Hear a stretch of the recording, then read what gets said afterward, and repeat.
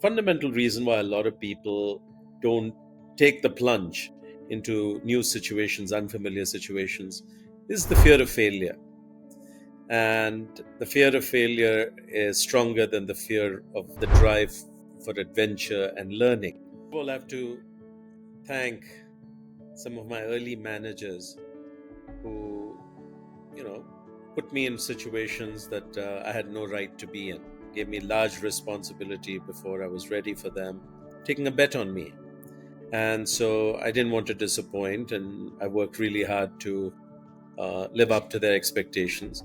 And this sort of thing gave me confidence. And so, by repeatedly being thrust into situations that were bigger than me, I began to develop some self confidence and a bit of a growth mindset. So, a growth mindset means you're much more driven by a desire to grow, follow your curiosity, and there is no failure except giving up.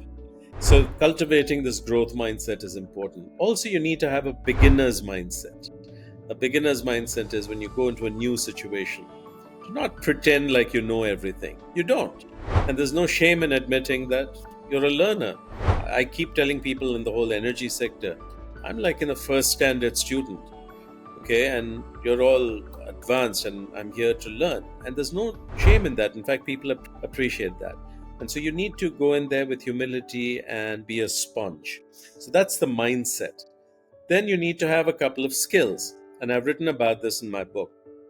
And the skills that are particularly useful are some generalist skills. For instance, I'm a reasonable general manager.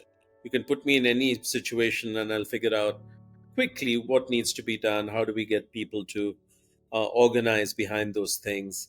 What are results that we want? Accountability framework. Those managerial skills are important. And the other one are people skills.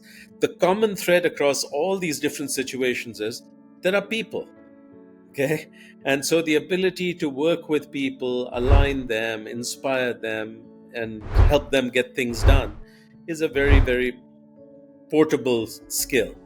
So I'd say these are the important things. The final thing is, if you're going to be in a leadership role as you make these shifts, you have to have a keen understanding of power and influence. In the sense, most of these situations, you don't have any power yourself. So you need to figure out who has the power and how do I work with them so that they lend their formal authority to you.